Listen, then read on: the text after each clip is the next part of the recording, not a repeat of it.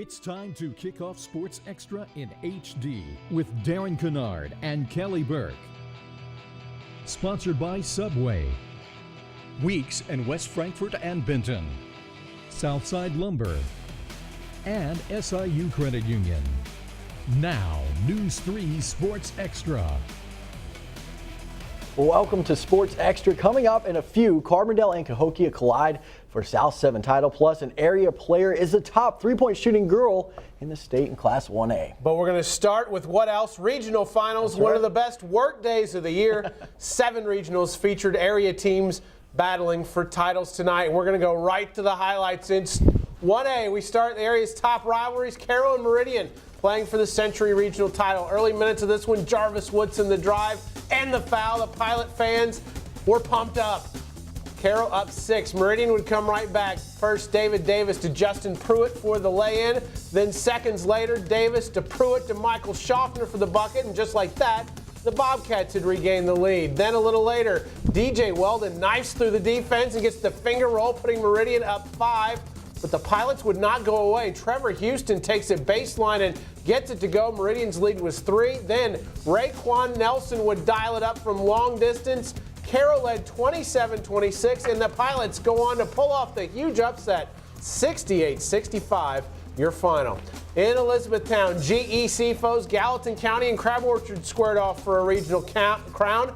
The Hawks' Jared Jackson, well, he just passed it to himself and scored. Gallatin down 1, though, early on. Back and forth we went. Crab Orchard's Caleb Perry will get it to fall as he takes it to the hoop and throws it in.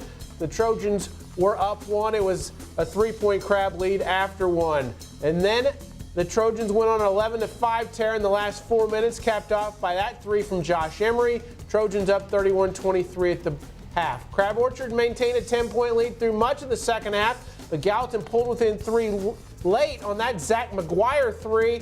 Gallatin down 3 in the final minute, but rebounding a failed 3-point attempt, it's Caleb Perry sealing it with the rebound bucket, and Crab Orchard celebrates a regional title 60-52. You have to love those Calebs out there. At the Goreville Regional, Sigler Royalton battling the host Black Cats. Pick this one up in the second half. Timmy Brooks out on the fast break. He lays it in. Tornadoes trailing by 16.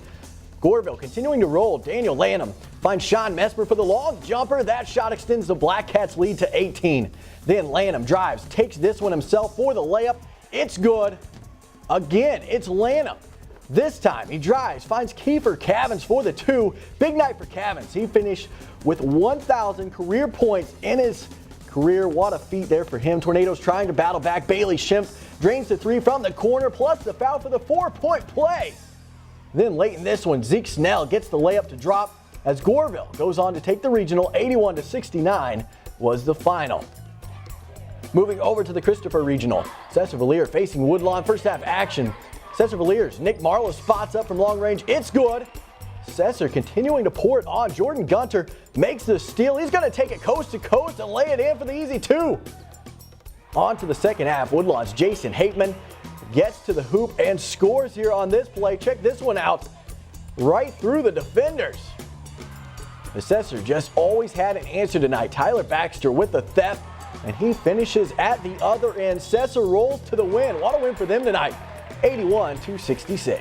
Now to 2A, where the defending state champion Harrisburg Bulldogs welcomed Benton for a regional title. Bahari Amaya with the turnaround. Bulldogs up 16 in the third, but Benton would rally. Derek Oxford, the freshman, the steal, the layup, the shot fake, and the foul. It was good, down to a 13-point lead, but Anthony Houston takes it in for a driving bucket and foul there. The lead was still 15. The Rangers rallied thanks to some hot 3-point shooting. First Oxford for 3, then Cruz Hayes from just about the same spot. Suddenly it was a 5-point game in the fourth.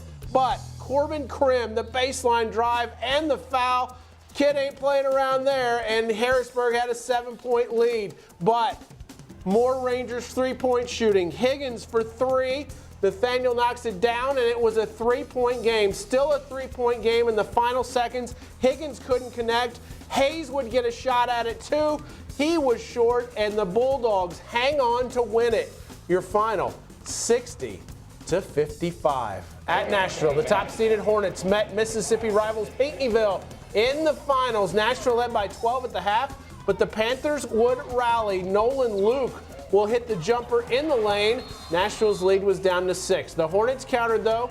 Daniel Thorson will take it inside, and he'll get it to bounce around and fall in. After Pinckneyville cut it to 4, Hunter Beatley inside gets the bucket and the foul. The Hornets' lead was back to 7. Early in the 4th, Pinckneyville trying to hang around. Brian Taylor will knock down the 3 ball to cut it to 6, but Nashville would hang on to win it. Your final was 48-40. Big matchup at Anna Jonesboro, Murphysboro, and Carville battling on the court tonight. Second quarter, the Lions were crashing the glass in this one. The putback is good. Lions lead by 10, 18-8. Murphysboro trying to keep pace. Daryl Murphy splashes home the 3 ball. Red Devils cut the deficit to single digits. Carville always had an answer in this one. Will Gaelic buries the 3, plus he's fouled. Gaelic completes a 4-point play. Man, you don't see 4-point plays often, but we've seen 2 tonight. Lions led at the half, 25-17. Third quarter, Murphysboro's Devontae Jones drives and somehow gets that shot to fall. What a play there by Jones. Fourth quarter, Carterville's Michael Ashman gets to the hoop and scores as the Lions claim the regional title. Carterville wins 67-49. At the Mount Carmel Regional, Mount Carmel won a thriller, double overtime, 92-87. The South 7 title was up for grabs. Both Carbondale and Cahokia enter tonight's contest with 7-2 conference records. Senior night for the Terriers there. First quarter, Cahokia's Darius Austin makes the steal. He takes it coast to coast for the dunk.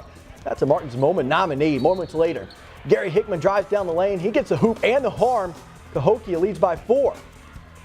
This game would stay close the entire way. Shamar Bursey pulls down the offensive board. Putback is good. Great effort on that play. On to the second quarter. Carbondale's Devontavius Payne goes to work. He scores on that one.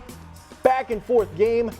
But Carbondale was able to pull out the nail biter. This one absolutely came down to the wire. 61-59. Terriers claim their first conference title in 7 years. What a game that we had there. And a couple other scores to pass along from the South 7. Centralia hangs on to beat Mount Vernon 47-46, and Meridian picked up the 55-50 win over Althoff. All right, now to the college game. The basketball Salukis will be looking for a bounce-back performance tomorrow following a 19-point loss at Northern Iowa Wednesday. The Dogs will host Illinois State for Senior Day, still with a chance to finish in a tie for 3rd. This will be a bittersweet day for Southern's 4 seniors, Desmar Jackson, Devontae Drinkard, Bronson Verhines, and Colby Long, as it will be their final home games of their careers. Now, they'll be taking on an ISU team that beat them handily back in early January. The Salukis will be looking to have a quality effort heading into the Valley Tournament next week. We have to stay focused on what we're doing, and we got to play the game. You know, we got to play the game. It's Senior Day after the game's played.